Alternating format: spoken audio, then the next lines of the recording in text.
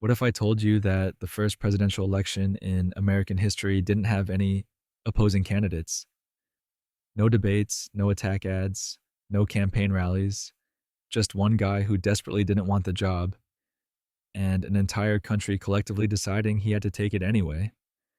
George Washington received every single electoral vote cast in 1789, not because he ran the best campaign, but because he didn't campaign at all. He sat at home in Virginia, writing letters about how anxious he was, while 69 electors unanimously agreed that he was the only person who could pull off this whole democracy experiment without accidentally turning into a king. And here's the really strange part: he was probably right to be anxious. Now get comfortable, dim the lights, and let's travel back to 1788, when America tried to figure out how to elect a president for the very first time and somehow managed not to completely mess it up, starting with a constitution that nobody was entirely sure would work. The new nation's first election. So here we are, 1788. The United States of America is technically a country now, which is exciting if you ignore the fact that nobody's entirely sure how to run it.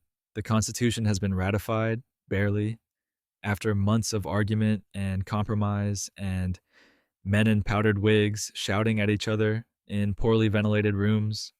And now comes the part nobody really thought through completely: actually electing someone to be in charge of the whole experiment. You have to understand, this was uncharted territory. Not like we've never done this specific thing before, uncharted, but more like we literally invented a new form of government and now we have to figure out if it works, uncharted. The Constitutional Convention had spent the summer of 1787 in Philadelphia, sweating through their waistcoats and debating every conceivable detail about how this new government should function. And one of the thorniest problems they faced was this: how do you choose a chief executive without accidentally creating a king? Because that's what everyone was terrified of. They just fought a whole war to get away from King George III, and nobody wanted to trade one monarch for another. But they also recognized that the Articles of Confederation, which had governed the country since 1781, were about as effective as a screen door on a submarine. There was no executive branch at all under the Articles, just a weak Congress that couldn't tax, couldn't regulate commerce, and couldn't really do much of anything except politely suggest things to the states. It wasn't working. So the founders compromised, as they often did, and created something nobody had really tried before: an elected executive with significant but limited powers, chosen not by the people directly, but by a group of electors who would theoretically be wise and thoughtful and definitely not susceptible to passion or faction or any of the things that terrified 18th century political theorists about democracy. This was the Electoral College. And if you think it's confusing now, imagine being alive in 1788 and trying to understand it for the first time. Here's how it was supposed to work, in theory. Each state would choose electors, and the method for choosing them was left entirely up to the states themselves, because that's how you get buy-in from people who are deeply suspicious of centralized power. Some states had their legislatures appoint electors, others held popular votes. A few did weird hybrid systems that made sense to exactly nobody. The number of electors each state got was equal to its total number of senators and representatives in Congress, which meant smaller states got a bit of extra weight in the system, which was another compromise designed to prevent the large states from completely dominating everything. Each elector would cast two votes for president. Not a vote for president and a vote for vice president, mind you. Just two votes for president. And whoever got the most votes, assuming they had a majority, would become president. The runner-up would become vice president, which seems like a recipe for awkwardness, and it absolutely was, as future elections would prove. But in 1788, It seemed like a reasonable way to ensure that the second most qualified person would be available to step in if something happened to the first most qualified person. There were no political parties yet. This is important. The founders despised the idea of political parties, which they called factions, and which they viewed as a corrupt feature of British politics that had no place in their virtuous new republic. George Washington would later warn against the baneful effects of the spirit of party in his farewell address. Thomas Jefferson claimed he had never submitted the whole system of my opinions to the creed of any party of men. Everyone agreed that parties were bad and that good citizens would vote for individuals based on merit, not tribal loyalty. This lasted approximately 5 minutes in political terms. But in 1788, the fantasy was still alive. So you had this system, this brand new Electoral College, and you had 13 states that had ratified the Constitution, and you had a lot of uncertainty about whether any of this would actually work. Would the states participate? Would they choose electors in time? Would the electors show up? Would they take their responsibilities seriously, or would they treat the whole thing like a joke? Would the new government have legitimacy, or would it collapse before it even got started? And there was another layer of anxiety beneath all of this, which was the question of executive power itself. The founders had studied history. They knew about Rome, about how the Roman Republic had gradually transformed into an empire, about how Julius Caesar and Augustus had accumulated power until the old forms of government were just empty shells. They knew about Cromwell in England, about how a military leader could seize control and rule as a dictator even without calling himself a king. They knew that executive power, once granted, had a tendency to expand like a gas filling whatever space was available. So they were nervous. They built checks and balances into the Constitution. They gave Congress the power to make laws and control spending. They gave the courts the power to interpret laws. They made sure that the president couldn't do too much without approval from other branches. But still, there was this nagging worry. What if they'd created something dangerous? What if the presidency, even with all its limitations, turned out to be a stepping stone to tyranny? Some anti-federalists who had opposed ratification of the Constitution had made exactly this argument. They warned that the presidency was just a monarchy in disguise. They pointed out that the president would command the military, would have veto power over legislation, would appoint judges and executive officers. They said it was too much power for one person. And while they had lost the ratification fight, their concerns hadn't vanished. So there was a lot riding on this first election. It wasn't just about choosing a leader. It was about proving that the system could work, that Americans could actually govern themselves through this complicated new mechanism, that the whole experiment wasn't going to immediately fall apart or devolve into chaos or worse. And there were practical problems too. Communication in 1788 was slow. If you wanted to send a message from Georgia to Massachusetts, you were looking at weeks of travel time, minimum. Coordinating an election across 13 states that were still getting used to thinking of themselves as part of one country was a logistical nightmare. Different states had different laws, different customs, different ideas about who should be allowed to vote and how. The infrastructure for democracy barely existed. There were no pollsters, no pundits, no 24-hour news cycles analyzing every development. Just newspapers that might be weeks out of date by the time you read them, and letters that traveled as fast as horses could carry them. Not all states were even ready to participate. North Carolina and Rhode Island hadn't ratified the Constitution yet.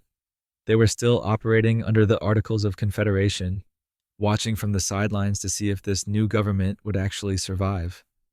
New York, which had ratified the Constitution, managed to completely bungle its participation because the state legislature was so deadlocked between Federalists and Anti-Federalists that they couldn't agree on how to choose electors, and they ran out of time.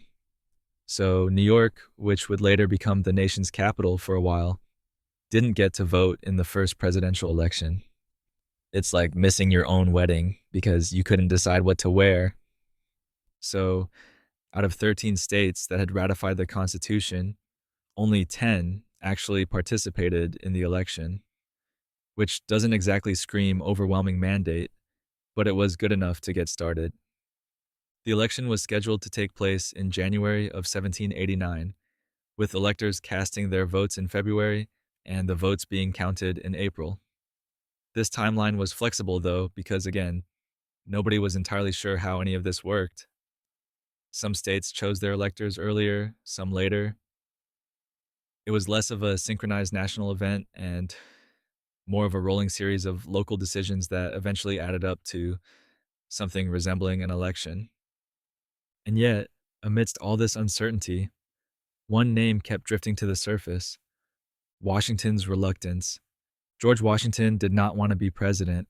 This is one of the most important and most underappreciated facts about the first presidential election and about American history in general. The man everyone assumed would be the first president spent months trying to convince people he shouldn't be. He was 56 years old in 1788. He'd already had multiple careers. He'd been a surveyor, a soldier, a plantation owner, a revolutionary general. He'd spent 8.5 years leading the Continental Army through a war that should have been impossible to win, dealing with incompetent officers and unreliable supplies, and soldiers who kept going home because their enlistments were up and Congress couldn't pay them anyway. He'd endured Valley Forge, where his army had nearly frozen and starved to death. He'd navigated the political minefield of commanding a military force in a republic that was deeply suspicious of standing armies. He'd managed to keep the army together long enough to actually win the war, which was itself a minor miracle. And then in 1783, when the war was finally over and some of his officers were suggesting he should use the army to make himself king or dictator or whatever title he preferred, Washington had said no. He'd given a speech to his officers that made some of them cry, telling them that the idea of military rule was inconsistent with everything that they'd fought for. And then he'd resigned his commission and gone home to Mount Vernon. This was a big deal. If you study history, you'll notice that military leaders who win wars don't usually just give up power and go home. They tend to stick around and become emperors or presidents for life or generalissimos or whatever. Julius Caesar didn't resign. Oliver Cromwell didn't resign. Napoleon didn't resign. But Washington did. He went back to Virginia and became a farmer. And he loved it. Or at least he loved the idea of it. Mount Vernon was his estate on the Potomac River, about 8,000 acres of land that grew tobacco and wheat and corn, that had fisheries and a distillery, and enslaved workers who did the actual labor while Washington managed the operation. He threw himself into scientific farming, experimenting with crop rotation and fertilizers and breeding better livestock. He corresponded with agricultural societies in England. He designed a 16-sided barn for threshing wheat that was supposed to be more efficient than the traditional method. He was genuinely interested in this stuff, but he was also worried about money. Mount Vernon was expensive to maintain, and Washington's finances were complicated. During the war, he'd refused to take a salary as commander-in-chief, accepting only reimbursement for expenses. This made him look virtuous and selfless, which was the point. But it also meant he'd spent years away from his plantation while it was being poorly managed by relatives and overseers. The war had disrupted trade and destroyed property values and generally made it hard for Virginia planters to make money. Washington owed debts. He was land rich, but cash poor, a common problem for Virginia gentlemen of his era. So he had practical reasons to stay at Mount Vernon and focus on getting his financial house in order. But he also had philosophical reasons. He'd spent decades in public service, in the military, and in the Virginia House of Burgesses, and at the Continental Congress. He'd sacrificed his privacy, his comfort, his health.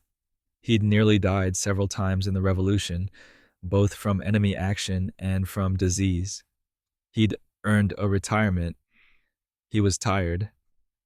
And there was another factor, which was that Washington was acutely aware of his own reputation, and he knew that reputation was fragile. He'd become a symbol of the revolution, the embodiment of American virtue and Republican ideals. People respected him in a way they didn't respect other leaders. He'd heard the comparisons to Cincinnatus, the Roman general who'd left his farm to save Rome and then gone back to his farm instead of seizing power. Washington liked that comparison. He'd helped found the Society of the Cincinnati, an organization of Revolutionary War officers. He wanted to be remembered as someone who'd served his country and then stepped aside. But if he came back to public life, if he accepted the presidency, he'd be risking that reputation. He'd be opening himself up to criticism and partisan attacks and all the ugliness of politics. And if the new government failed, if the Constitution didn't work, if the presidency turned out to be unworkable or tyrannical, his name would be associated with that failure. Everything he'd built up would be destroyed. He wrote letters about this to friends and advisors. He asked for their opinions. Should he accept if he was chosen? Should he make it clear he wasn't interested? Should he actively campaign against being selected? Or would that look like false modesty? His letters from this period are fascinating because they reveal how much he was wrestling with the decision.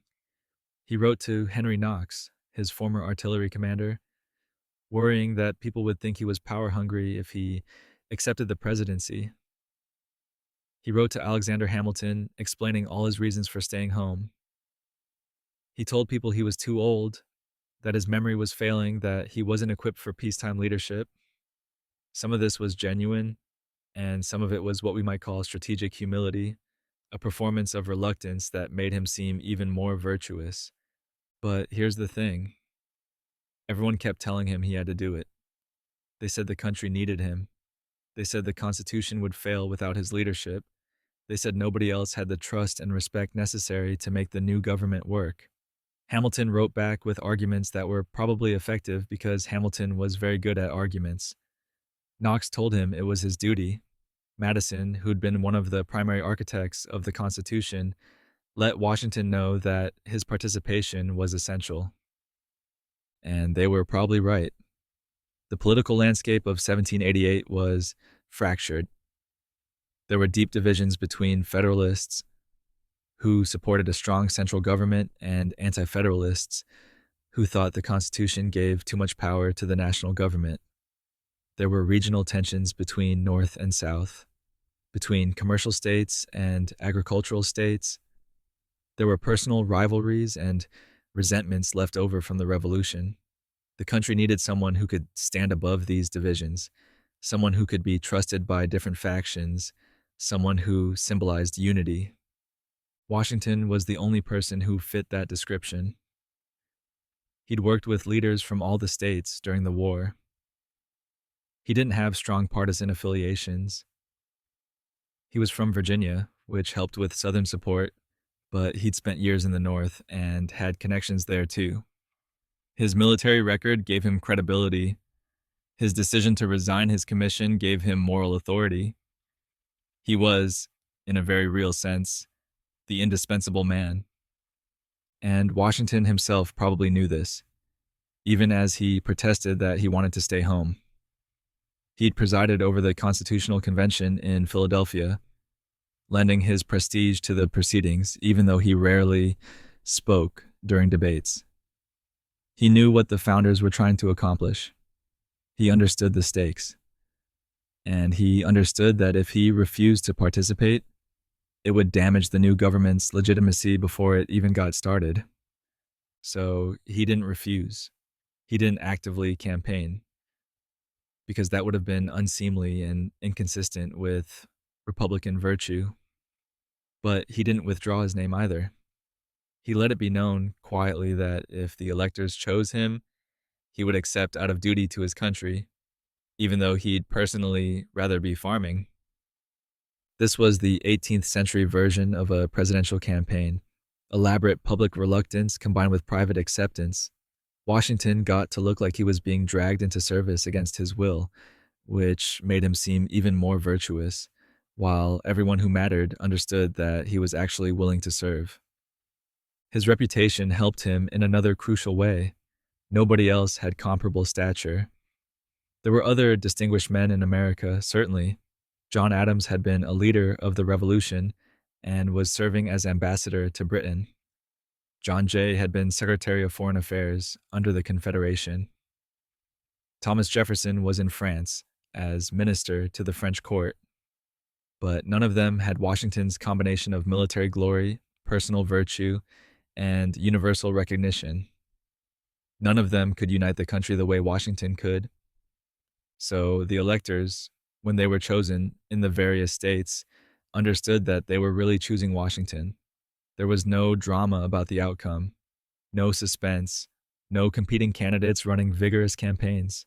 It was more like a coronation than an election, except everyone was very careful not to call it that because coronations were what kings had, and Americans had just fought a war to get rid of a king, which is how a man who wanted a quiet life found himself nominated by an entire country.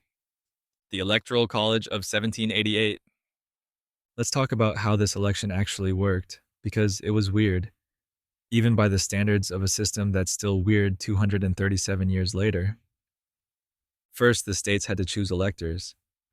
And remember, the Constitution left the method of choosing electors entirely up to each state. This was intentional. The founders wanted the states to have flexibility, and they also probably couldn't have gotten the Constitution ratified if they tried to impose a uniform system. So the states did whatever they wanted, which meant you had 10 different approaches to selecting electors. Some states had their legislatures simply appoint the electors. New Jersey did this. South Carolina did this. Delaware, Georgia, and Connecticut did this. The logic was straightforward. The legislature represented the people, so the legislature could choose electors on the people's behalf.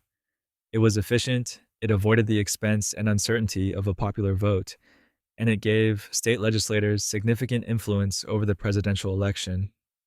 Of course, it also meant that ordinary voters had no direct say in who the electors would be, but in 1788, that didn't bother most people. Democracy was still a fairly radical concept, and most states restricted voting rights to white men who owned property anyway. Other states held popular elections for electors. Pennsylvania did this. Maryland did this. Virginia did this. Massachusetts did this, sort of. These states allowed eligible voters to cast ballots for elector candidates who would then go on to vote for president. This was more democratic in theory, though in practice the property requirements and other restrictions meant that only a fraction of the population could vote. And even then, the voters weren't voting directly for president. They were voting for electors who would vote for president. It's like democracy with extra steps. Massachusetts had a particularly complicated system where voters in each congressional district chose 2 electors, and then the legislature chose 2 additional at-large electors. This was a compromise between popular sovereignty and legislative control, and it satisfied approximately nobody, but it worked well enough to get through the first election. New Hampshire had a popular vote, but it turned into a mess because none of the elector candidates received a majority of votes, so the state legislature had to step in and choose the electors anyway, which probably vindicated the states that had just let their legislatures choose electors from the start and avoided the whole voting charade. And then there was New York, which couldn't get its act together at all. The state legislature was split between Federalists and Anti-Federalists, and they spent weeks arguing about how to choose electors and couldn't reach an agreement before the deadline. So New York, which had 30 electors at stake, just didn't participate. The Federalists blamed the Anti-Federalists. The Anti-Federalists blamed the Federalists. And New York missed the first presidential election because its politicians couldn't stop arguing long enough to make a decision. This would be funnier if it weren't such a perfect preview of American politics for the next 2.5 centuries. North Carolina and Rhode Island also didn't participate, but they had a better excuse. They hadn't ratified the Constitution yet. North Carolina was worried about the lack of a Bill of Rights and wanted amendments before joining the Union. Rhode Island was Rhode Island, which meant it was suspicious of any kind of centralized authority and generally preferred to do its own thing. Both states would eventually ratify the Constitution and join the Union, but not in time for the first presidential election. So when you add it up, you had 10 states participating out of the 13 that had ratified the Constitution, and the total number of electors from those 10 states was 69. Not a lot by modern standards, where we have 538 electors, but enough to make the system work. The electors were, in theory, supposed to be distinguished citizens with good judgment who would carefully consider who should be president and vote accordingly. In practice, they were mostly political figures who'd already decided how they were going to vote before they were chosen. The idea that electors would exercise independent judgment and deliberate about the best choice for president was a fantasy even in 1788. Everyone knew the electors were going to vote for Washington. The only question was who would come in second, because remember, each elector cast 2 votes for president, and the runner-up would become vice president. So while Washington's election was a foregone conclusion, the vice presidency was actually competitive in a weird, uncoordinated way. John Adams was the favorite for vice president. He'd been a leader of the revolution, a diplomat, a political theorist who'd written extensively about constitutional government. He was from Massachusetts, which provided regional balance to Washington's Virginia origins. He had admirers and supporters among the Federalists, but he also had critics who thought he was too fond of British-style government, too aristocratic in his instincts, too prickly and difficult to work with. Other candidates received votes too. John Jay got 9 electoral votes, John Hancock got 4, George Clinton got 3. There were scatterings of votes for other figures, none of whom had much of a chance, but whose inclusion showed that the electors were at least trying to exercise some judgment on their second votes. The mechanics of the actual voting were simple. Each state's electors met on the first Wednesday in February, which was February 4th, 1789. They met in their respective state capitals, not in some central location, because gathering all the electors in one place would have been expensive and time-consuming and also potentially dangerous. If all the electors were in one room and someone attacked that room, you could theoretically wipe out the entire Electoral College. So they met separately, cast their votes, sealed the results, and sent them to the nation's temporary capital, which was New York City, where Congress would count the votes. The vote counting was scheduled for April 1st, but it got delayed because not enough members of Congress had shown up to form a quorum. This is a detail that doesn't make it into most history textbooks, but it's important because it shows how precarious everything was. The new government was supposed to start on March 4th, 1789, but Congress couldn't do anything until they had enough members present, and travel was slow and unreliable, and some representatives and senators apparently weren't in a hurry to get to New York, so the counting of electoral votes got pushed back to April 6th. When they finally counted the votes, the results were exactly what everyone expected. George Washington received all 69 electoral votes. Every single elector had used one of their 2 votes for Washington. It was unanimous, which had never happened before in a presidential election and has never happened since. John Adams received 34 electoral votes, giving him the vice presidency. The remaining 35 votes were scattered among other candidates.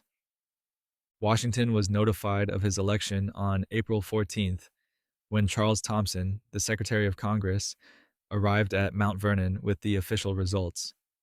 Washington's diary entry for that day is characteristically understated. He notes Thomson's arrival and the news of his election, and then he writes about the weather and some other mundane details, because Washington was not the type of person to get overly emotional in his private writings. But he also wrote a letter to Henry Knox around this time that reveals his true feelings. He said he was going to the presidency with feelings not unlike those of a culprit who is going to the place of his execution, which is about as far from triumphant enthusiasm as you can get. He genuinely dreaded what was coming.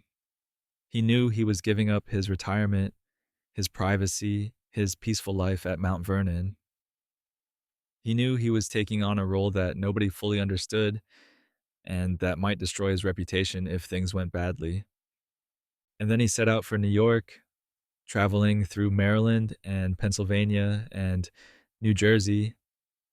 And at every stop, there were crowds and celebrations and formal addresses and all the pomp of a national hero being honored.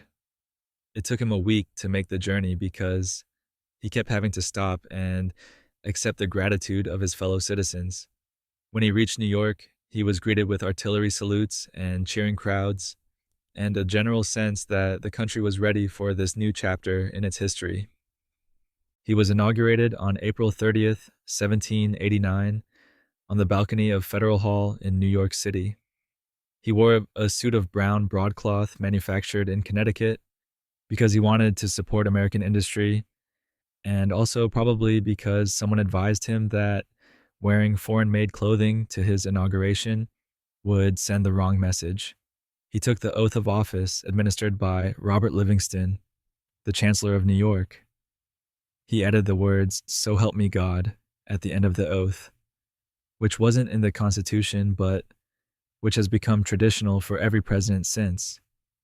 He gave an inaugural address that was nervous and awkward and full of abstract platitudes about virtue and providence, because Washington was never a great public speaker, and he knew it. And just like that, the United States had its first president. The Electoral College had worked, more or less. The election had happened without violence or chaos or constitutional crisis. The new government had begun. Washington was in charge, reluctantly, and now he had to figure out how to actually be president, which nobody had really explained to him in detail. It wasn't exactly a perfect system yet. Think of it as America's beta test, the actual vote. So we arrive at January 7th, 1789. This is the day the electors actually cast their votes, which means this is technically the day George Washington became president-elect, even though nobody would officially count the votes for another 3 months, and Washington wouldn't be inaugurated until the end of April. But on this particular Wednesday in January, in state capitals scattered across 10 states, 69 men gathered in small groups to perform what was essentially a constitutional formality that everyone knew the outcome of already. Picture this, if you can. It's winter. It's cold. These are men who've traveled to their state capitals, which in 1789 meant traveling by horse or carriage over roads that were barely roads at all, more like suggestions of where a road might someday exist. Some of them probably stayed in taverns the night before. Some of them probably knew each other from the war or from politics or from business connections. And now they're meeting in legislative chambers or courthouses or whatever official building their state has designated for this purpose. And they're going to write down 2 names on pieces of paper. That's it. That's the whole process. Each elector writes down 2 names.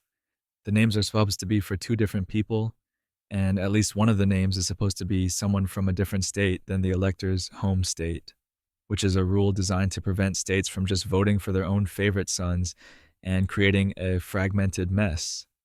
The electors seal up their votes, certify them, and send them off to New York City to be counted by Congress.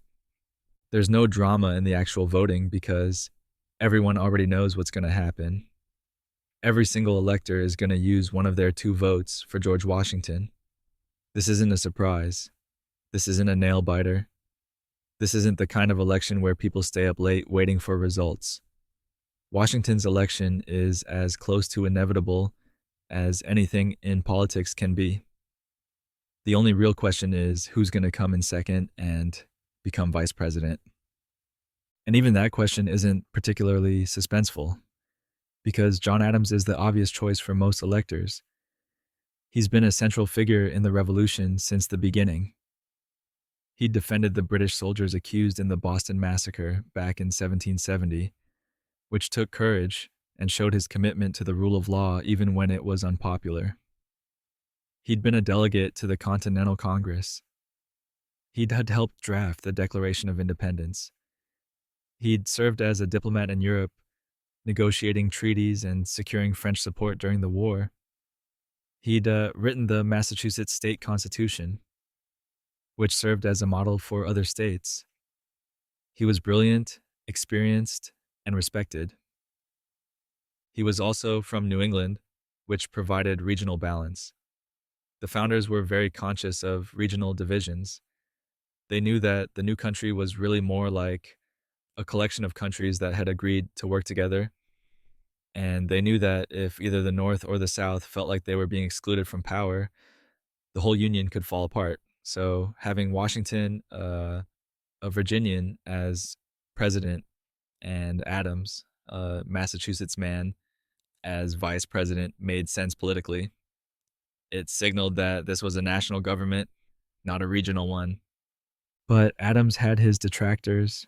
Some people thought he was too much of an Anglophile, too interested in British forms of government, too willing to embrace hierarchy and ceremony and the trappings of monarchy.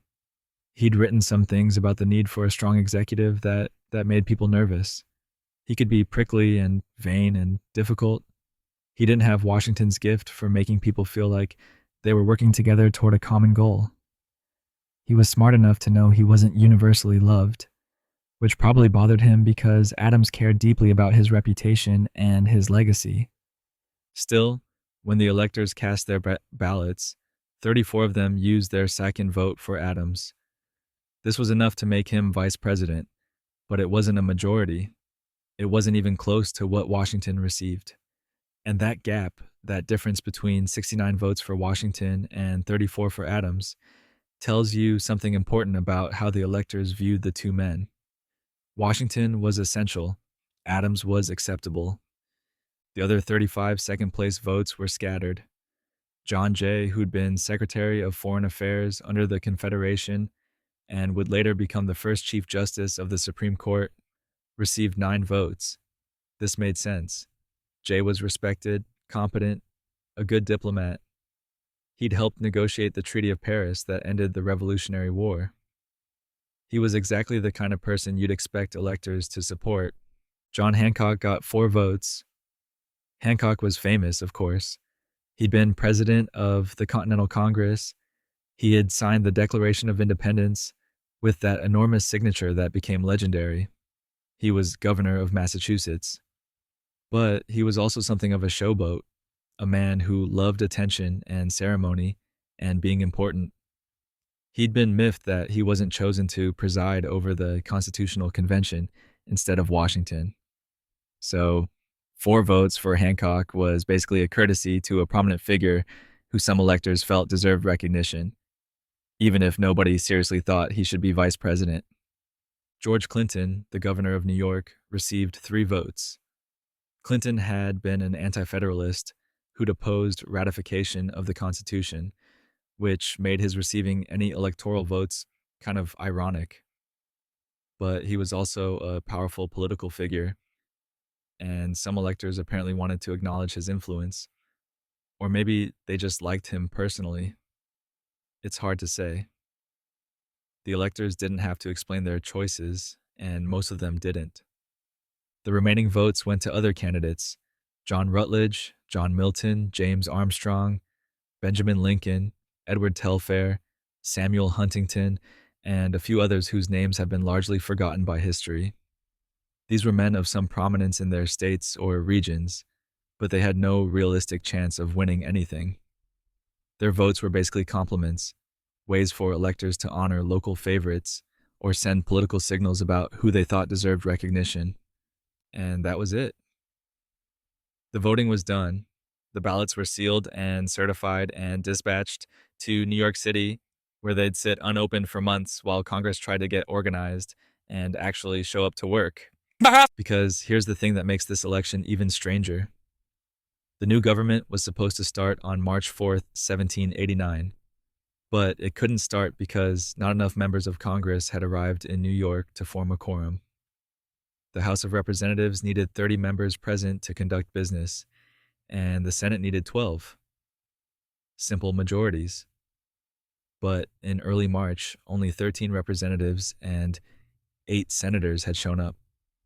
The rest were still traveling, or they were delayed by weather, or they were dealing with personal business, or they just weren't in any particular hurry. So the government that was supposed to start on March 4th didn't actually start until April 1st, when Congress finally had enough members present to count the electoral votes. And then, because bureaucracy is eternal, they scheduled the actual vote counting for April 6th. Charles Thompson, the Secretary of Congress, opened the sealed certificates from each state and read them aloud. The tellers counted the votes. They confirmed what everyone already knew. Washington had received every electoral vote, and Adams had received the second most votes. This was the first time in American history that a president had been chosen this way, and it would be the only time in American history that a president would receive a unanimous electoral vote. Every subsequent election would be messier, more contentious, more partisan. But in 1789, for this one brief moment, Americans managed to agree on something. The news was sent to Washington at Mount Vernon. He'd been waiting there, probably with a mix of resignation and dread, knowing what was coming but not knowing exactly when. Charles Thompson made the trip from New York to Virginia to deliver the official notification. He arrived on April 14th. Washington received the news with appropriate gravity and immediately began preparing for the journey to New York. Adams was already in New York, having arrived earlier because he'd been living in Massachusetts and the trip was shorter. He was inaugurated as vice president on April 21st.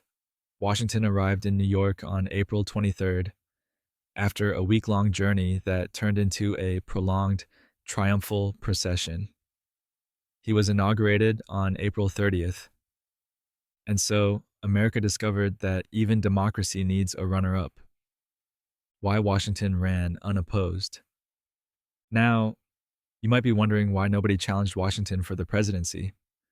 Why wasn't there a real election with competing candidates and campaigns and debates and all the things we associate with democratic politics?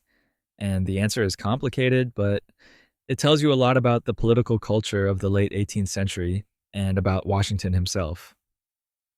First, let's talk about the culture. The founders, as a group, were deeply suspicious of ambition. Not ambition in general. They were all ambitious men who'd accomplished impressive things, but political ambition specifically. The idea of openly seeking power, of campaigning for office, of promoting yourself and your qualifications, all of that was considered inappropriate and possibly dangerous. It smacked of demagoguery, of the kind of populist manipulation they associated with the decline of republics throughout history. The ideal candidate, in their view, was someone who was called to service by his fellow citizens, someone who reluctantly accepted public office out of duty rather than desire. This is why Washington's performance of reluctance was so important. By insisting that he'd rather stay at Mount Vernon, by emphasizing his age and his failing health and his lack of qualifications for peacetime leadership, he was demonstrating that he fit the model of virtuous Republican leadership. He wasn't power hungry, he wasn't ambitious in the wrong way. He was a modern Cincinnatus, leaving his plow to serve the Republic and planning to return to his plow as soon as possible. Anyone who openly campaigned against Washington would have been violating these norms. They would have looked like they were putting their own ambition ahead of the country's needs. They would have seemed grasping and inappropriate and possibly dangerous. So nobody did it. Nobody announced their candidacy. Nobody gave speeches attacking Washington or promoting themselves as alternatives. The whole idea of competitive electoral politics, as we understand it, didn't really exist yet, but culture alone doesn't explain why Washington ran unopposed. There's also the simple fact that he was enormously popular in a way that's hard to overstate. He'd led the Continental Army to victory in a war that most people thought was unwinnable. He kept the army together through years of hardship when it should have collapsed. He'd resigned his commission when he could have used the army to seize power. Every one of these actions had enhanced his reputation and made him seem like the embodiment of Republican virtue. People trusted him, not just politically, but personally. They believed he was honest, that he was competent, that he genuinely cared about the country's welfare. In a period when political trust was scarce and most leaders were viewed with suspicion, Washington stood out as someone who seemed above the usual pettiness and corruption. He'd earned that reputation through years of service and sacrifice, and by 1789 it was his most valuable political asset. There was also a widespread belief that the new republic needed a unifying figure. The country in 1789 was fragile. The Constitution had been ratified, but barely. 9 states had to ratify it for it to go into effect, and they'd gotten exactly 9 states before the founders started implementing the new government. 2 states, North Carolina and Rhode Island, were still outside the Union. New York had ratified only after intense debate and political maneuvering. The margins in several states had been very close. There were still a lot of people who weren't sure this whole constitutional experiment was a good idea. And beyond the constitutional debates, there were deeper divisions, regional tensions between North and South, economic conflicts between commercial and agricultural interests, class resentments between wealthy elites and ordinary farmers and workers, religious differences between various Protestant denominations. All of these divisions threatened to tear the country apart before it even got started. Washington was one of the few figures who could bridge these divisions. He was a Southern plantation owner who'd worked closely with Northern merchants and politicians. He was wealthy but had a reputation for modest living. He was religious but not sectarian. He'd led a revolutionary army but had refused to use that army for political purposes. Different groups could look at Washington and see something they respected or admired. This made him invaluable in 1789. The founders understood that the first president would set precedents that would shape the office for generations. If the first president was partisan or regional or divisive, it would poison the new government from the start. But if the first president was someone like Washington, someone who could command respect across factional lines, then maybe the government would have a chance to establish itself and prove its worth before the inevitable conflicts began. There were also practical concerns about foreign threats. The United States in 1789 was weak. It had no real navy. Its army was tiny. Britain still controlled forts in the Northwest Territory in violation of the peace treaty. Spain controlled the Mississippi River and the port of New Orleans, which was crucial for Western farmers who needed to ship their goods to market.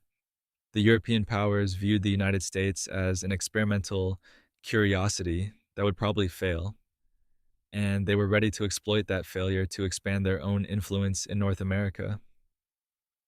Washington had military credibility. He'd fought the British and won. European leaders knew who he was.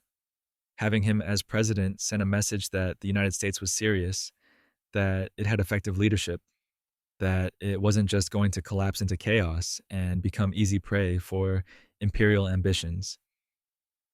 This mattered. In a world where military force and political power were closely linked, having a president with Washington's reputation provided a degree of security that no other candidate could offer. And then there was the question of domestic instability. The 1780s had been turbulent. There had been Shays' Rebellion in Massachusetts in 1786 and 1787, when farmers angry about debts and taxes had taken up arms against the state government. The rebellion had been put down, but it had terrified the propertied classes and convinced many people that the Articles of Confederation were too weak to maintain order. The whole push for a new constitution had been partly motivated by fear of domestic unrest and mob rule. Washington represented stability. He was a member of the elite, a large landowner who understood the concerns of property holders, but he was also seen as fair and just, someone who wouldn't use power to oppress ordinary citizens. People believed he could maintain order without becoming tyrannical, which was exactly the balance the new republic needed. There was also the financial situation, which was dire. The United States owed massive debts from the Revolutionary War. The national debt was somewhere around $54 million, which doesn't sound like much now, but was an enormous sum for a country with limited tax revenue and no established financial system. The states also owed debts. There was no national currency, no national bank, no coherent economic policy. The whole financial structure was a mess, and it needed someone with credibility to start fixing it. Washington wasn't a financial expert himself, but his reputation for integrity made him trusted on economic matters. People believed that he would appoint competent people to handle finances, that he wouldn't use the government to enrich himself or his friends, that he would act in the national interest rather than personal interest.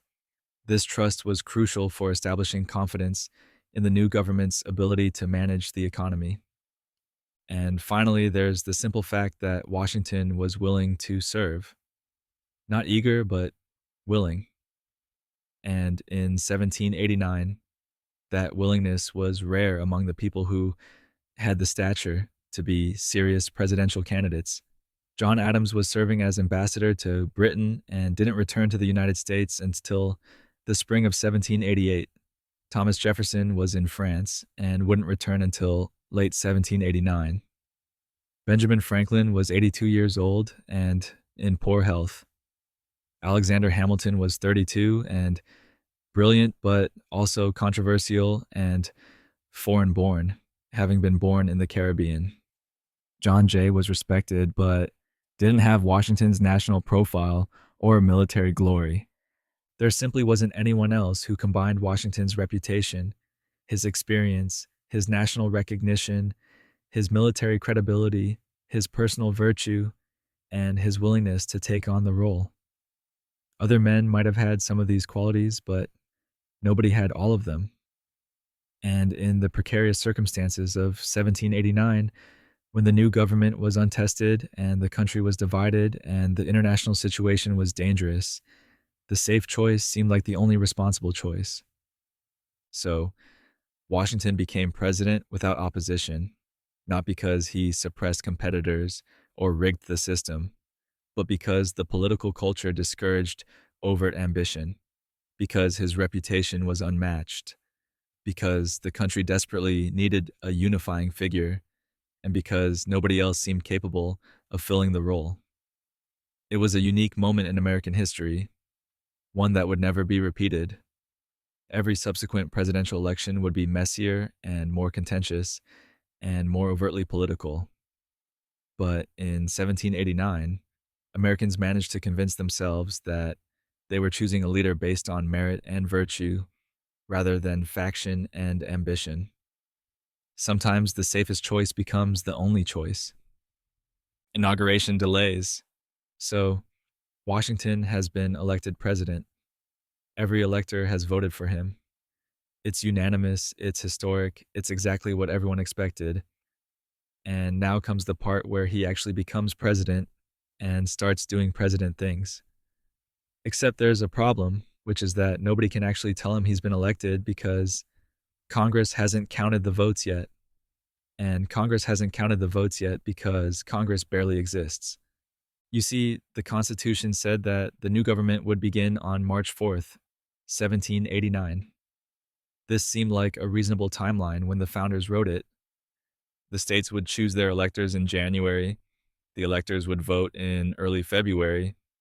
The results would be sent to New York, and Congress would count the votes and inaugurate the new president in early March. Simple, efficient, totally doable. Except it turned out that getting members of Congress to actually show up in New York in early March was like herding cats. If the cats were scattered across 13 states and had to travel on horseback over terrible roads in late winter, the House of Representatives needed 30 members present to form a quorum and conduct business. The Senate needed 12. These were not unreasonable requirements. These were bare majorities, the absolute minimum needed to function. And yet, week after week in March of 1789, Congress couldn't meet these numbers. On March 4th, the day the new government was supposed to begin, only 13 representatives and 8 senators had made it to New York. They waited. More members trickled in over the following weeks. March 5th, March 6th, March 7th. Still not enough. The members who were present sat around in boarding houses and taverns, probably complaining about their colleagues who hadn't arrived yet, writing letters home about the delays, wondering if this new government was going to be a disaster before it even started. It wasn't that the absent members were boycotting or protesting. Most of them were just dealing with the realities of 18th century travel. Roads in 1789 were awful. If you lived in Georgia or South Carolina, getting to New York meant weeks of travel through mud and rain and swollen rivers. Bridges were rare, ferries were unreliable, inns were uncomfortable and expensive. You'd be lucky to cover 30 miles on a good day. And this was late winter, early spring, possibly the worst time of year for travel in the northern states. Some members were dealing with personal or business matters that they couldn't immediately abandon. Some were waiting for their state legislatures to finish sessions so they could be officially released from state duties. Some were probably dragging their feet because they weren't thrilled about the new constitution and weren't eager to help implement it. And some might have just been bad at planning and hadn't left enough time for the journey. Whatever the reasons, the result was that the new government sat in limbo for weeks. Finally, on April 1st, the House of Representatives achieved a quorum. The Senate followed on April 6th. This meant that nearly a month had passed since the government was supposed to start, and they still hadn't officially counted the electoral votes or notified Washington that he'd been elected. On April 6th, with both chambers of Congress finally able to function, they opened the sealed certificates from the states and counted the electoral votes. This was done jointly with members of both the House and Senate present. The certificates were opened one by one. The votes were tallied, the results were recorded, and everyone present confirmed what they'd known for months. George Washington had received 69 electoral votes, every single vote cast, and John Adams had received 34 votes, making him vice president. The official notification fell to Charles Thomson, who was the Secretary of Congress and had been since 1774. Thomson was a Philadelphia merchant and patriot who'd served as secretary through the entire Revolutionary period. He was trusted, reliable, the kind of person you'd want delivering important news. Congress asked him to travel to Mount Vernon and formally notify Washington of his election. Thomson set out on his journey south. This took days because, again, travel in 1789 was slow. He finally arrived at Mount Vernon on April 14th, 10 days after the votes had been counted, more than 2 months after the electors had actually cast their ballots. He was received by Washington with appropriate ceremony. He delivered the official notification. Washington responded with a formal letter accepting the office and expressing his usual mix of humility and anxiety about his qualifications. Think about this timeline for a moment. The electors voted on January 7th. Washington learned he'd been elected on April 14th. That's more than 3 months between the voting and the notification. 3 months of waiting while the results slowly made their way to New York, while Congress slowly assembled itself, while the bureaucratic machinery of the new government slowly, painfully creaked into motion. If you were Washington during this period, you knew you were probably going to be president. Everyone assumed you'd be president, but you didn't officially know until April. And during all those months, Washington stayed at Mount Vernon, managing his plantation, corresponding with friends and advisors, probably worrying about what was coming. He wrote letters during this period that reveal his state of mind. He told Henry Knox that his feelings about the presidency were not unlike those of a culprit who is going to the place of his execution. He wrote to Edward Rutledge about his painful sensations regarding his new duties. He wasn't excited. He wasn't triumphant. He was anxious and reluctant and probably wondering if there was any way to back out. Though he knew there wasn't. The delays also meant that the new government couldn't really function.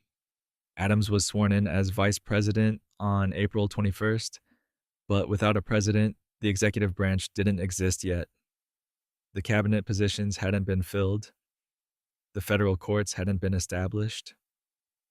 The whole apparatus of government was just sitting there waiting for Washington to arrive and take office so they could actually start governing. And Washington, to his credit, didn't rush. He needed time to prepare. He had to put his affairs at Mount Vernon in order, arrange for the management of the plantation in his absence, settle his accounts, pack his belongings. He had to think about what he was going to say in his inaugural address. He had to mentally prepare himself for what was coming. He knew that everything he did as president would set precedents. Every decision, every action, every word would be scrutinized and would shape how future presidents behaved. This was an enormous responsibility, and he needed to be ready for it. He also had to plan his journey to New York, which was going to be complicated because he couldn't just quietly slip into the city. He was George Washington. People were going to want to see him, to celebrate him, to honor him. Every town between Mount Vernon and New York was going to want to host some kind of ceremony. It was going to be a prolonged public spectacle, and Washington, who was a private person by nature, was going to have to endure it with grace and dignity. The news of his election spread slowly through the country in the weeks before he left Mount Vernon. Newspapers published the results. People talked about it in taverns and markets. There was a sense of relief, probably, that the system had worked, that the election had happened without violence or chaos, that Washington was going to be president. But there was also uncertainty about what would happen next. The Constitution provided a framework for government, but it was vague on many details. How would the presidency actually work? What would Washington do? Would the new government be able to solve the country's problems, or would it just create new ones? These were the questions hanging over the country as Washington prepared to leave Mount Vernon. And these were the questions he was going to have to answer, or at least begin to answer, once he finally made it to New York and took office. And if you think your commute is rough, imagine this one. Washington's journey to New York. Washington left Mount Vernon on April 16th, 1789, 2 days after receiving official notification of his election. He traveled in his carriage, accompanied by Thompson and David Humphreys, a former aide who'd been staying at Mount Vernon. The journey to New York was supposed to take about a week under normal circumstances, but these were not normal circumstances. This was a triumphal procession, a rolling celebration of American victory and Republican virtue, and it was going to take every bit of a week because Washington was going to have to stop constantly to accept the adulation of his fellow citizens.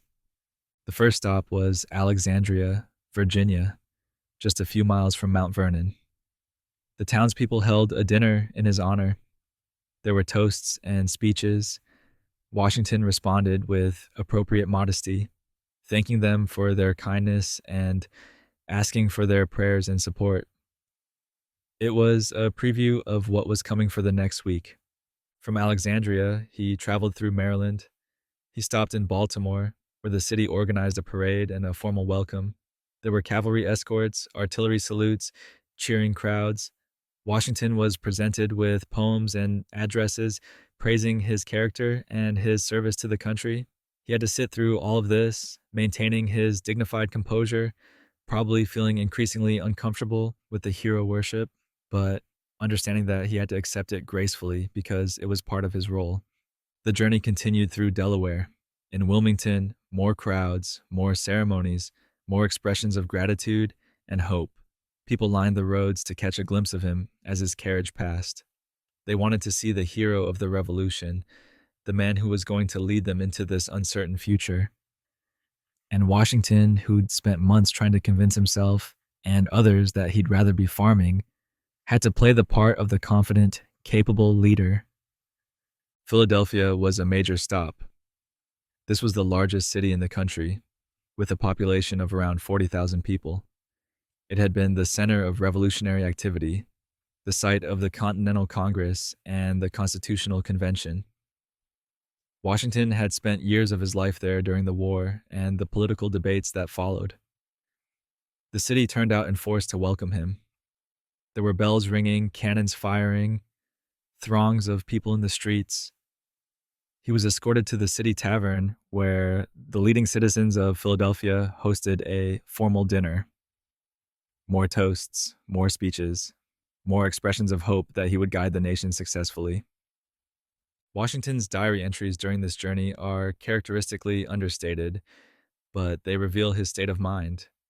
He notes the crowds and the ceremonies in a matter-of-fact way, but you can sense the weight he's feeling.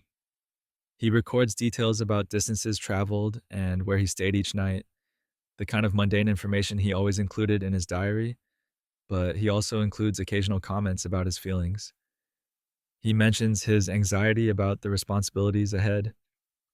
He writes about hoping he'll be able to meet the expectations people have for him. He's aware that he's being treated like a savior, and he knows he's just a man who's probably going to make mistakes. As he crossed into New Jersey, the celebrations continued. In Trenton, where he'd won a crucial battle back in 1776, the town organized an elaborate welcome. They'd built a temporary arch decorated with flowers and laurel branches. As Washington approached, a group of young women dressed in white came out to greet him, singing a hymn in his honor and throwing flowers in his path. It was touching and overwhelming and probably deeply embarrassing for a man who valued restraint and modesty. The women sang about how he'd protected them during the war, how he'd delivered them from danger, how they were grateful for his leadership. Washington, according to witnesses, seemed genuinely moved. He accepted their tribute with visible emotion, which was unusual for him. He generally kept his feelings private, but this particular ceremony seemed to break through his reserve. He must have been thinking about the war, about the battles fought and the lives lost, about all the suffering that had brought them to this moment. From Trenton, he continued to Princeton, to New Brunswick, to Woodbridge. At each stop, more crowds, more ceremonies. People wanted to touch him, to shake his hand, to tell him their stories. Veterans of the Revolutionary War came out to see their former commander. They wore their old uniforms if they still had them. They stood in formations and saluted.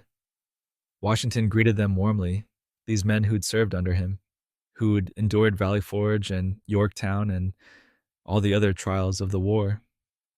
He remembered some of them by name, which must have meant a lot to soldiers who'd risked their lives under his command.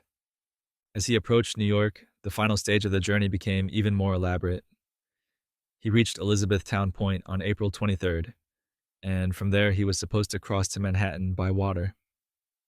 New York had prepared a special barge for the occasion, a magnificent vessel painted and decorated, manned by 13 pilots dressed in white uniforms, one for each state. Because apparently in 1789, everything had to be symbolic and ceremonial and carefully choreographed to represent the unity of the nation. The crossing of the harbor was a spectacle. Ships in the harbor fired salutes as Washington's barge passed. Smaller boats filled with spectators followed alongside. People crowded the shores to watch. It was like a parade on water, a floating celebration of the man who was about to become president. Washington stood in the barge, probably wishing he could just sit down and relax for a few minutes, but understanding that he had to perform his role as the dignified leader accepting the will of the people. When the barge reached the Manhattan shore at the foot of Wall Street, he was greeted by the governor of New York and other dignitaries. More crowds, more cheers. A military escort led him through the streets to the house that had been prepared for his residence. The crowds were enormous. Thousands of people lined the streets, waving, shouting, trying to get close. It was overwhelming and exhausting, and everything Washington had probably dreaded about this journey. But he handled it well. He maintained his composure. He smiled and waved and accepted the tributes with appropriate grace. He understood that these celebrations weren't really about him personally. They were about hope, about the idea that this new government might actually work, that the Revolutionary War might actually lead to something stable and good rather than chaos and failure. He was a symbol, and symbols have to be visible and accessible, even when the person behind the symbol would rather be somewhere quiet. Throughout the journey, Washington had been keeping up with his correspondence. He wrote letters to friends and advisors, seeking advice about appointments and policies. He wrote to Madison asking for help with his inaugural address. He wrote to Knox about military matters.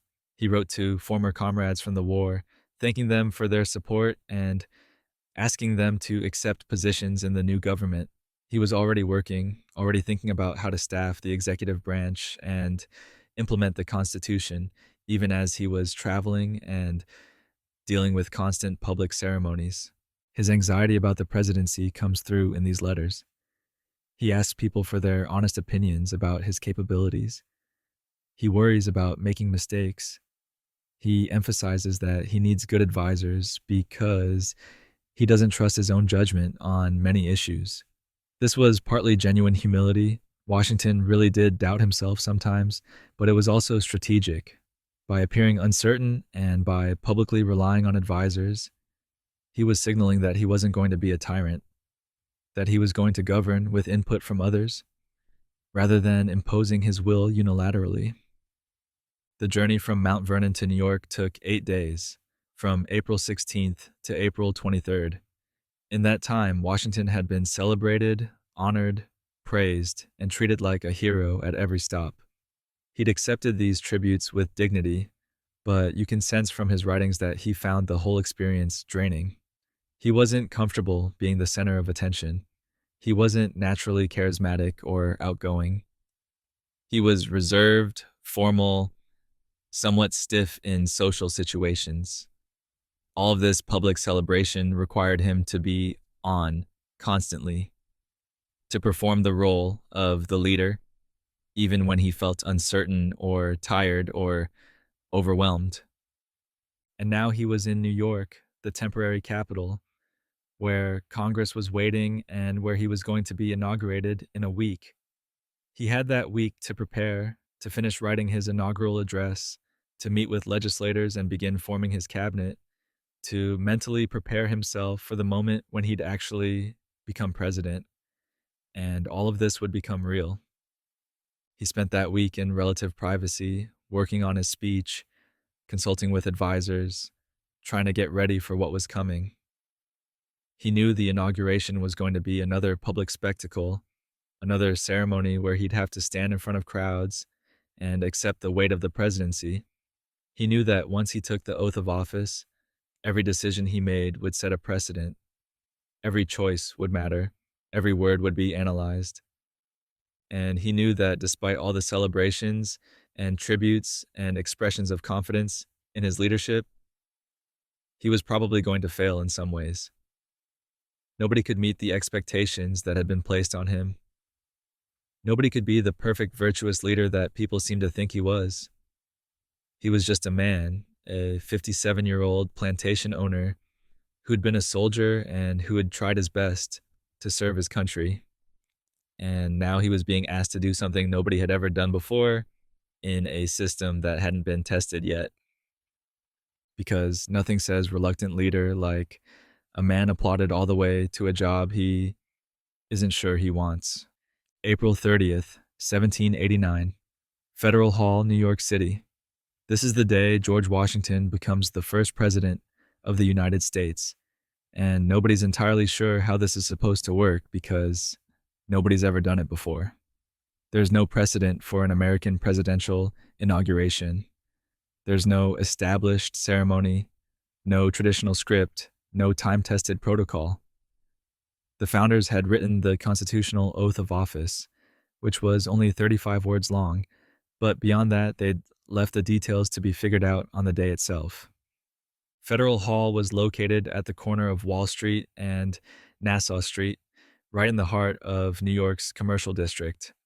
The building had been renovated specifically for the new government, redesigned by Pierre Charles L'Enfant, who would later design Washington, D.C. The renovations had cost a lot of money, which New York had spent partly to convince Congress to make the city the permanent capital, though that wouldn't end up working out for them. The building had a distinctive balcony on the second floor that looked out over Wall Street, and this balcony was where Washington was going to take the oath of office, visible to the crowds gathered below. The crowd started assembling early in the morning. By the time the ceremony was scheduled to begin, thousands of people had packed into the streets around Federal Hall. They stood shoulder to shoulder, craning their necks to see the balcony, waiting for the moment when Washington would appear. This wasn't just New Yorkers. People had traveled from other cities and towns to witness this historic event. They'd come to see the beginning of the new government, to be present for what everyone hoped would be a turning point in American history. Inside Federal Hall, Washington was preparing. He was dressed in a suit of brown broadcloth manufactured in Connecticut, a deliberate choice to support American manufacturing and to avoid wearing anything imported from Britain. His suit had metal buttons with eagles on them, another bit of American symbolism. He wore white stockings and shoes with silver buckles. His hair was powdered in the fashion of the time, though he didn't wear a wig like many gentlemen did. He looked dignified, formal, exactly what you'd expect a president to look like, though the whole concept of what a president should look like was being invented in this moment. Around noon, the ceremony began. Washington entered the Senate chamber, which was filled with members of Congress, foreign diplomats, prominent citizens, anyone who had managed to get inside the building.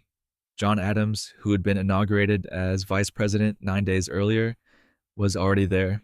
The members of Congress stood as Washington entered. There was a procession to the balcony, Washington walking with a measured, solemn pace, followed by Adams and other officials. When Washington stepped out onto the balcony, the crowd below erupted. People cheered, waved hats, shouted his name. He acknowledged them with a bow, and the crowd grew even louder. This was the man who'd led them to independence, who'd kept the army together when it should have fallen apart, who had refused to become a king when he could have. And now he was becoming their first president, which felt momentous and hopeful and terrifying all at once. Chancellor Robert Livingston was chosen to administer the oath. Livingston was the highest-ranking judicial official in New York State, and since the federal court system hadn't been established yet, he was the logical choice. He was a member of one of New York's most prominent families, a lawyer and politician who'd been involved in revolutionary politics since the beginning. He'd helped draft the Declaration of Independence, though he'd been called back to New York before he could sign it. He was exactly the kind of distinguished figure you'd want for this kind of ceremony.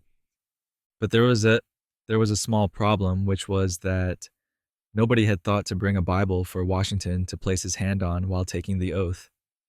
This seems like an oversight, the kind of detail someone should have checked. But apparently in all the planning and preparation, nobody had arranged for a Bible to be available. So at the last minute, someone had to run to a nearby Masonic lodge to borrow one. The Bible they borrowed was a large volume from St. John's Lodge number 1, open to a passage from Genesis, though which specific passage is debated by historians. Some sources say it was Genesis 49, verses 13 through 14, but others say it was opened randomly and nobody recorded the exact passage. Washington placed his hand on the borrowed Bible. Livingston recited the oath of office, which Washington repeated. "I do solemnly swear that I will faithfully execute the office of President of the United States and will, to the best of my ability, preserve, protect, and defend the Constitution of the United States. 35 words, simple and direct, the same oath that every president since has taken, and then Washington added something that wasn't in the Constitution. So, help me God. This edition has become traditional. Every president since Washington has included it, but whether Washington actually said these words is a matter of historical debate.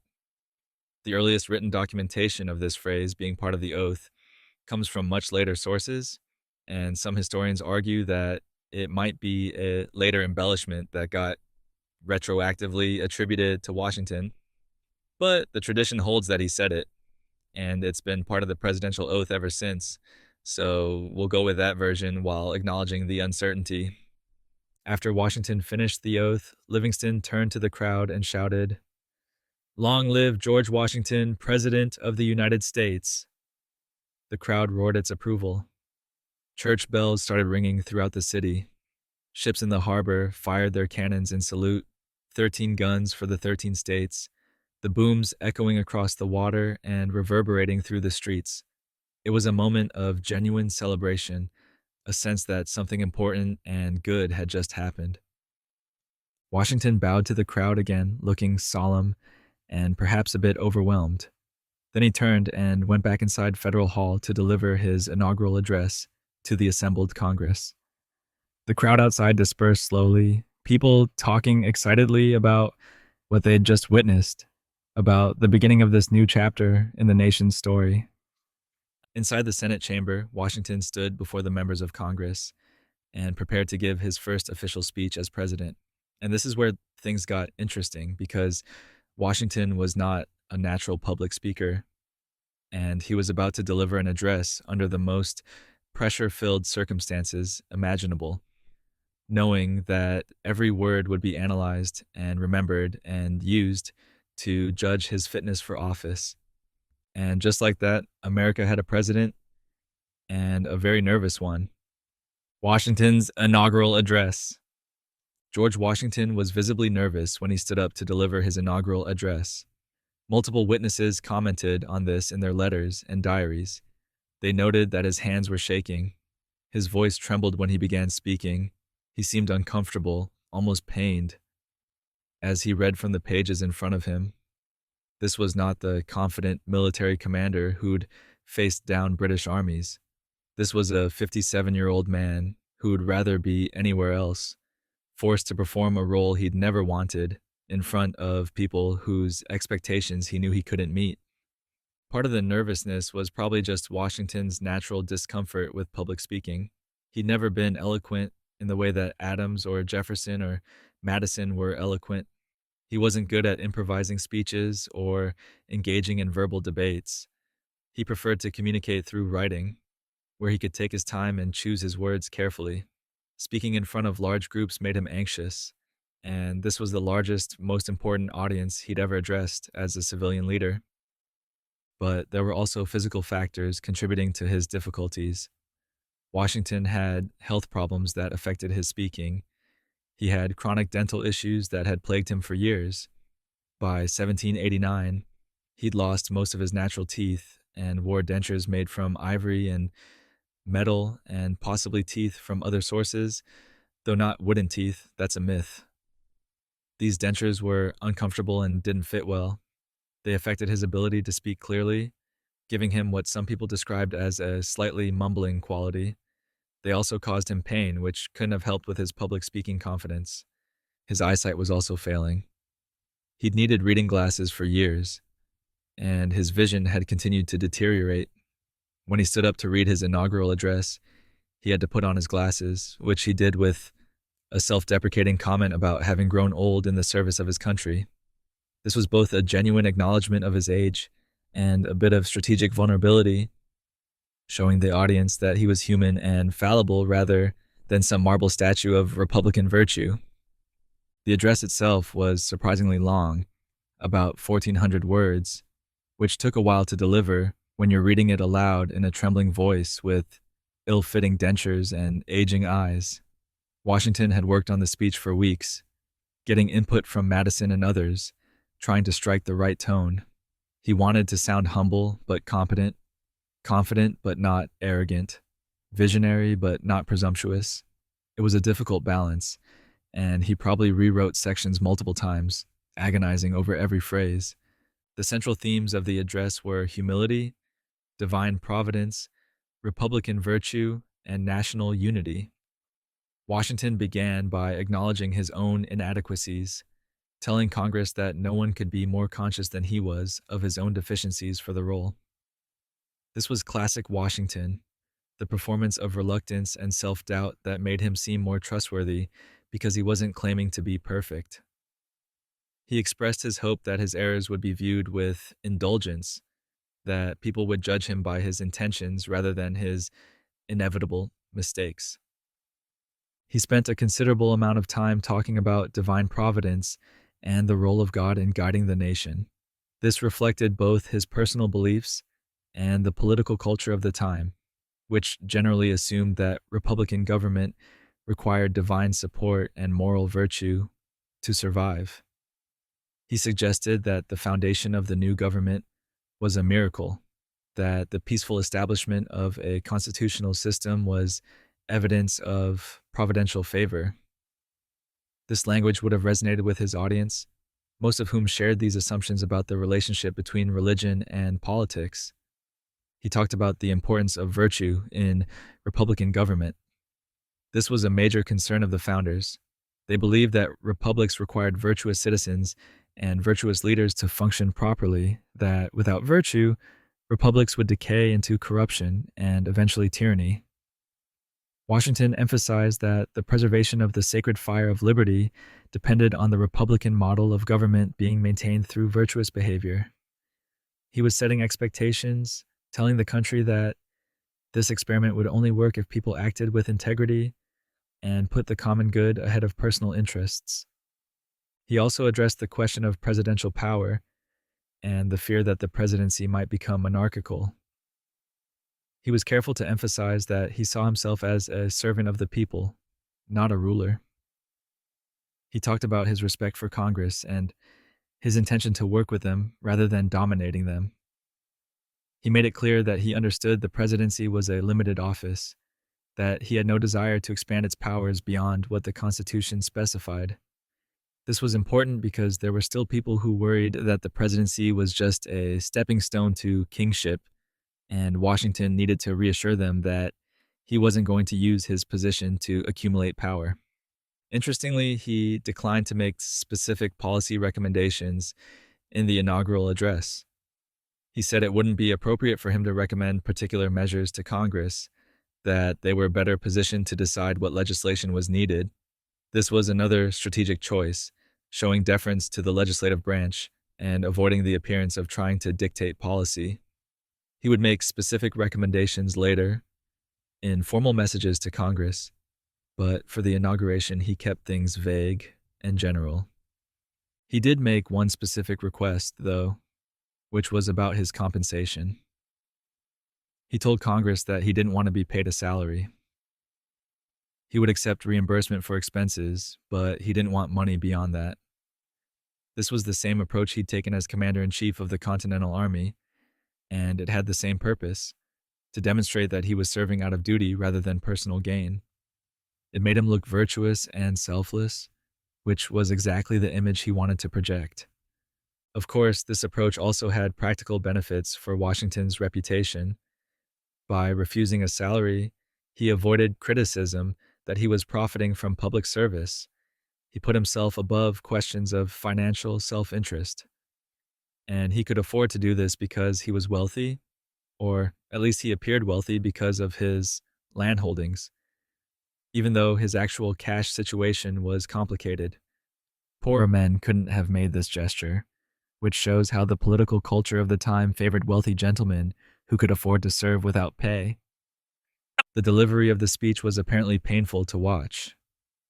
Fisher Ames, a congressman from Massachusetts who was present, wrote that Washington was grave, almost to sadness, and that his aspect was agitated and embarrassed.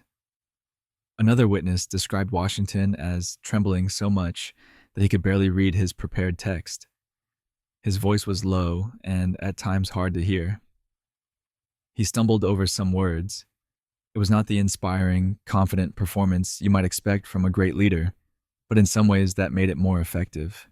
His obvious nervousness and discomfort made him seem more human, more relatable, less like someone who was power hungry or overly confident in his own abilities. When he finished the address, there was applause, though probably mixed with some relief that the difficult performance was over. Washington sat down, looking exhausted. The formal part of the inauguration was complete. He was now officially the president, with all the responsibilities and burdens that came with the office. After the ceremony, Washington and the assembled dignitaries proceeded to St. Paul's Chapel for a religious service. This wasn't part of the constitutional requirements for inauguration, but it felt appropriate to the participants. They wanted to acknowledge divine providence, to ask for God's blessing on the new government, to connect the political transition to a larger spiritual and moral framework. The service included prayers and hymns and probably some additional expressions of hope that this whole experiment would work out. That evening, there were celebrations throughout New York. Fireworks were set off. People gathered in taverns to drink toasts to the new president and the new government.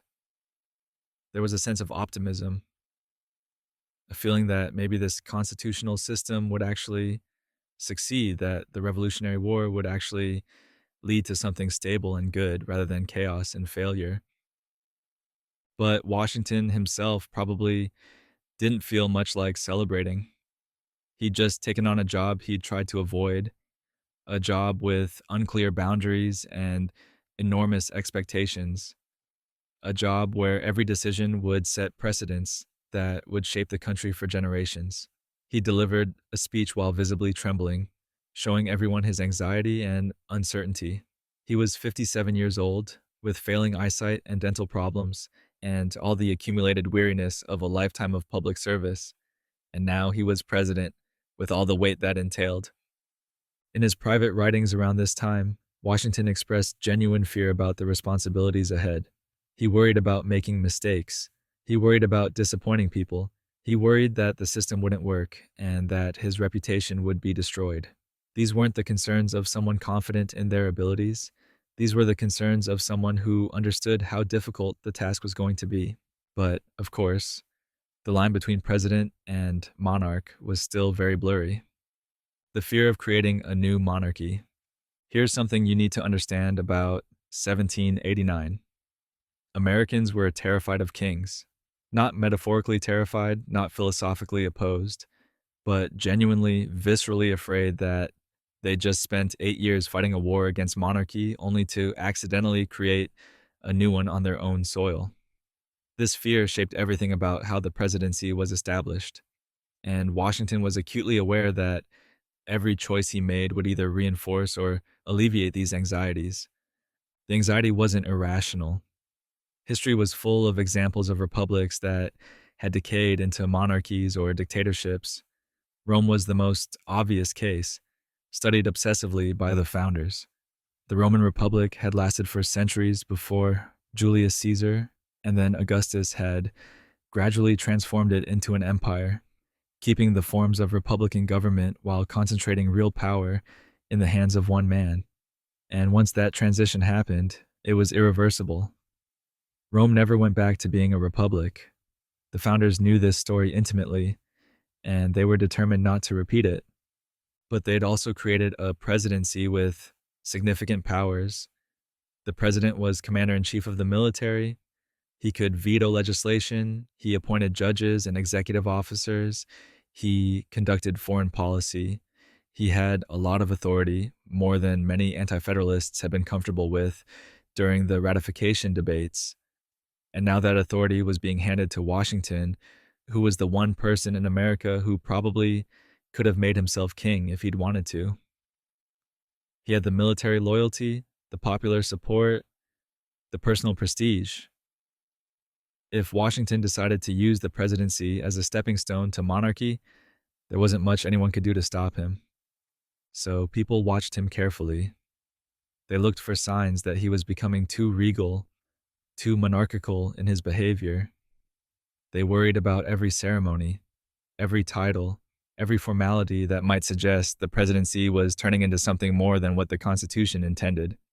And Washington, who understood these fears better than almost anyone, was extremely careful about how he presented himself.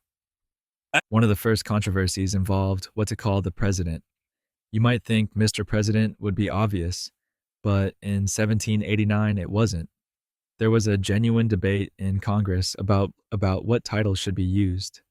Some people thought the president needed an impressive title to command respect, especially from foreign nations that were used to dealing with kings and emperors with elaborate honorifics. Mr. President sounded too plain, too common, like you were addressing the president of a debating society rather than the leader of a nation. John Adams, who was vice president and presided over the Senate, was particularly concerned about this. He pushed for something more dignified. The Senate appointed a committee to consider the question, and they came up with some suggestions that sound absurd now, but were taken seriously at the time. His Highness, the President of the United States of America and protector of their liberties, was one option. His elective majesty was another. His Excellency was considered relatively modest by comparison. The House of Representatives thought all of this was ridiculous. They insisted that President of the United States was a perfectly adequate title, that adding honorifics would make the office seem monarchical, that Americans didn't need fancy titles to respect their leaders. There was a real tension between the two chambers on this question, with the Senate wanting something more formal and the House preferring Republican simplicity. Washington himself sided with the House, though he didn't say so publicly at first. He understood that elaborate titles would feed the fear that he was trying to become a king. He knew that Republican leadership required a certain modesty, a rejection of the pomp and ceremony associated with monarchy. So he quietly made it known that he preferred simple forms of address, and eventually the House position won out. The president would be called Mr. President or the President of the United States, nothing fancier. Adams was disappointed by this outcome and apparently got teased about it, with some congressmen joking that if the president needed a title, maybe Adams should be called His Rotundity, since Adams was short and somewhat round. But the title debate was just one example of a larger pattern. Washington was constantly making choices about ceremony and protocol that would define how future presidents behaved. How should the president receive visitors? Should there be formal levees like European courts had, where people came to pay their respects at designated times? Or should the president's house be open to any citizen who wanted to drop by? The first option risked seeming monarchical. The second option risked chaos and would make it impossible for the president to get any work done. Washington compromised. He established regular reception times when people could visit, but he kept the ceremonies relatively simple and didn't require elaborate etiquette. He held dinner parties for congressmen and other officials, but he tried to keep them sociable rather than formal. He was accessible without being too informal, dignified without being regal. It was a careful balancing act, and he didn't always get it right. Some people criticized him for being too formal, too distant, too much like a king holding court. Others criticized him for not being formal enough, for not commanding sufficient respect from foreign diplomats and visitors. Washington couldn't please everyone, but he tried to find a middle ground that would establish the presidency as a position of authority without turning it into a monarchy. His choice of residence in New York reflected similar concerns. He lived in a rented house on Cherry Street, later moving to a larger house on Broadway. These were nice houses, appropriate for a head of state, but they weren't palaces.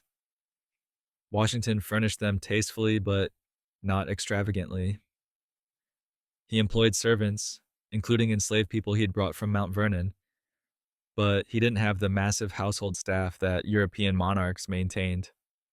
He lived like a wealthy gentleman, which he was, but not like a king. His mode of transportation was also carefully considered. He traveled in a cream-colored coach pulled by 6 horses. which sounds fancy until you compare it to the gilded carriages that European royalty used. The coach was elegant but restrained, appropriate for a Republican leader rather than a monarch. When he rode through the streets of New York, people would watch and wave, but he didn't have the elaborate processions and guards that kings required. He was visible and accessible, not hidden behind layers of ceremony and security. Even small details mattered. Washington paid attention to how he dressed, what kind of events he attended, who he socialized with. He tried to avoid showing favoritism to particular factions or regions. He accepted invitations from different groups, attended different churches, made himself available to different constituencies. He was trying to be a president for the whole nation, not just for the people who'd supported him or the region he came from. His approach to executive power was similarly restrained. He could have tried to dominate Congress, to use his popularity and prestige to force through whatever policies he wanted. But he didn't do that. He consulted with congressional leaders. He asked for their advice. He treated them as partners in governing rather than subordinates. When Congress passed legislation he disagreed with, he generally signed it anyway unless he thought it was unconstitutional. He used his veto power sparingly, only twice in his entire presidency, because he understood that excessive use of the veto would make him look like he was trying to rule rather than preside. He established the cabinet system, gathering advisors to help him make decisions. This wasn't required by the Constitution, which was vague about how the executive branch should be organized. Washington could have tried to make all decisions himself, relying on his own judgment. Instead, he appointed secretaries to head different departments, Treasury and State and War, and he regularly consulted with them. He wanted advice. He wanted different perspectives. He was willing to listen to people who disagreed with him, at least in private. This approach created tension sometimes. His cabinet included both Alexander Hamilton, who wanted a strong central government and close ties with Britain, and Thomas Jefferson, who favored state sovereignty and closer relations with France. Hamilton and Jefferson clashed constantly over policy, and Washington found himself in the middle, trying to mediate their disputes and find compromises. It would have been easier to just pick one side and exclude the other, but Washington thought it was important to have different viewpoints represented in his administration. All of these choices, from titles to ceremonies to governing style, were setting precedents. Future presidents would look to Washington's example when deciding how to conduct themselves. If Washington had embraced monarchical trappings, if he'd governed autocratically, if he'd used his popularity to accumulate power beyond what the Constitution granted, he would have made it easier for future presidents to do the same. The office would have evolved in a more authoritarian direction. But Washington did the opposite. He established norms of Republican restraint. He showed that a president could be dignified and effective without being royal. He demonstrated that executive power could be exercised within constitutional limits. He proved that someone could hold the presidency and then give it up, which he would do after 2 terms, setting another crucial precedent that would last until Franklin Roosevelt. There were still fears, of course. Some anti-federalists continued to worry that the presidency would eventually become monarchical, that Washington's restraint was an exception rather than a rule. And they weren't entirely wrong to worry. The presidency would grow in power over the following centuries, accumulating authorities that the founders probably never imagined.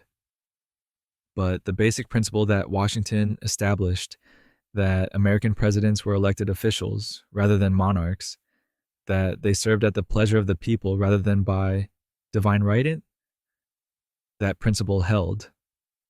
And it held partly because Washington, in those crucial early years, made choices that reinforced Republican values over monarchical ambitions.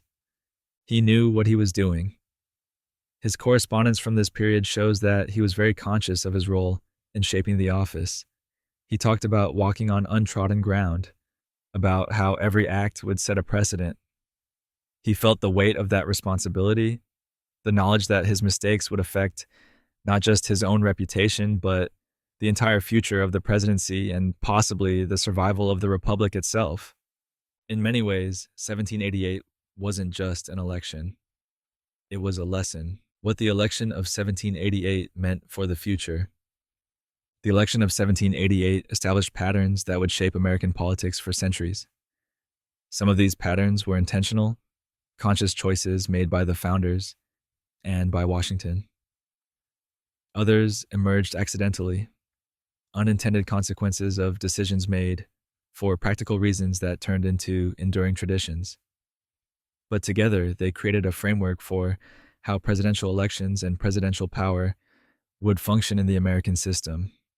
The most obvious legacy was the peaceful transfer of power. Washington's election proved that the Electoral College could work, that states could coordinate to choose a president without violence or chaos. This sounds basic, almost trivial, but it was actually remarkable. Most government transitions throughout history had involved war, coup, assassination, or at least serious instability. The idea that you could change leaders through a formalized voting process and that the losers would accept the results without trying to overturn them by force was radical. Of course, the 1788 election wasn't really contested, so it didn't fully test whether peaceful transitions would work in competitive circumstances. That test would come later, particularly in the election of 1800, when Thomas Jefferson defeated John Adams, and the country had its first truly contentious transfer of power between opposing parties. But 1789 established the baseline expectation that elections were how leadership changed in America, not military force or hereditary succession. The election also cemented Washington's role as a unifying national figure. He'd been respected before, certainly, but his unanimous election and his conduct as president elevated him to an almost mythical status. He became the symbol of American virtue, the model that future leaders would be measured against. This had both positive and negative effects. Positively, it gave the country a shared icon, someone who could represent national identity and values.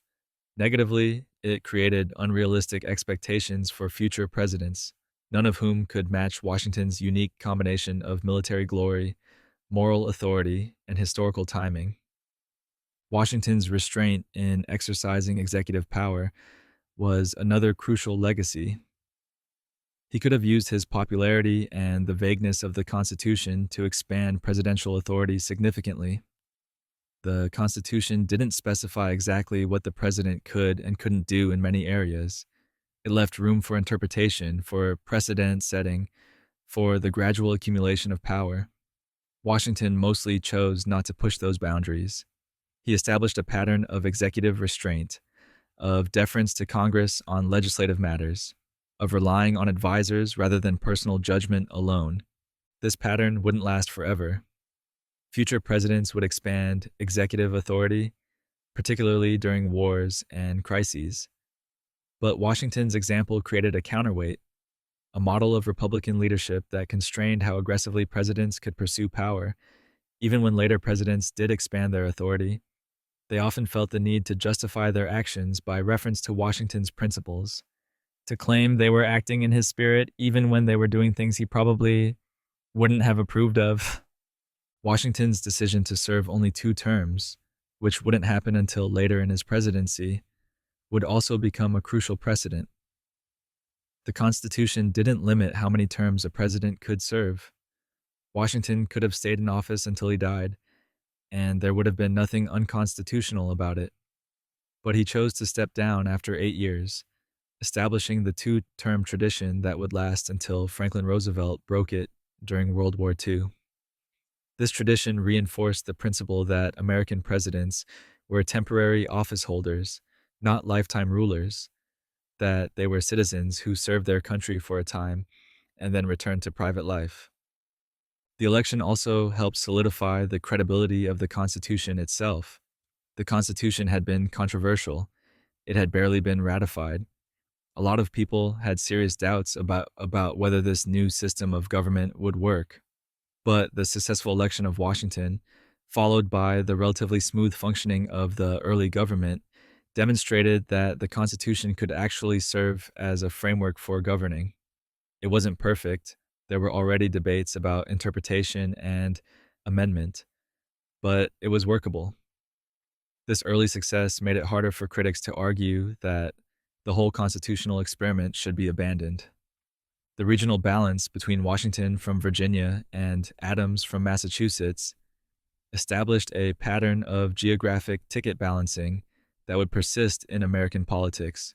Future presidential candidates would often choose running mates or cabinet members from different regions to demonstrate national appeal and to reassure different parts of the country that they had representation in the executive branch. This wasn't required by any law or constitutional provision, but it became a practical political necessity, a way of managing the country's regional divisions. The election also revealed some problems that would need to be addressed.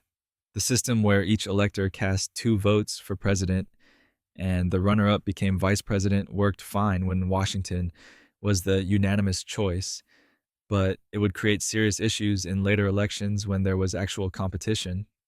The election of 1796, where John Adams became president and Thomas Jefferson, his rival, became vice president, would show the absurdity of having the president and vice president from opposing parties. The election of 1800 would nearly result in a tie that Congress couldn't resolve. These problems would eventually lead to the 12th Amendment, which changed how electors voted and separated the presidential and vice presidential contests. The failure of some states to participate in the election also highlighted weaknesses in the system. North Carolina and Rhode Island hadn't ratified the Constitution yet, so they couldn't participate. New York failed to choose electors because its legislature was deadlocked. These weren't fatal flaws. The election proceeded without those states, but they showed that the Electoral College system depended on states being organized and functional, which couldn't always be guaranteed. The slow communication and delayed vote counting revealed logistical challenges that would persist for decades. In 1789, it took months between the casting of electoral votes and the inauguration of the president. This delay created a long period of uncertainty and transition, which was manageable when everyone knew Washington would win but could have been problematic in a contested election. The system would eventually be reformed to shorten these timelines, but in the early republic, the slowness of communication meant that presidential transitions were prolonged affairs. Perhaps most importantly, the election of 1788 established the cultural expectation that presidential candidates shouldn't openly campaign for office. Washington's performance of reluctance, his insistence that he was being called to service rather than seeking power, set a standard that would last for decades. Presidential candidates in the early republic generally avoided active campaigning, leaving that work to supporters and political managers while maintaining a public posture of passive acceptance. This would only change gradually in the 19th century as democratic participation expanded and political culture evolved. And so the American presidency began not with competition, but with consensus. And that's how the American presidency began. Not with fanfare and confidence, but with a trembling voice, borrowed Bible, and a man who would have rather been farming. Washington took an office nobody had held before, established precedents nobody had tested, and somehow managed to prove that you could lead a country without becoming the very thing you'd just fought a war against. He set the standard. He walked the untrodden ground. He made the job small enough to fit inside a republic, which might be the most important thing any president has ever done. So the next time you're stressed about taking on a new responsibility, just remember, at least you're not being unanimously elected to invent an entirely new form of government while everyone watches and judges your every move with dentures that don't fit properly. Sleep well, and be grateful that your job description was probably written by someone who had done it before.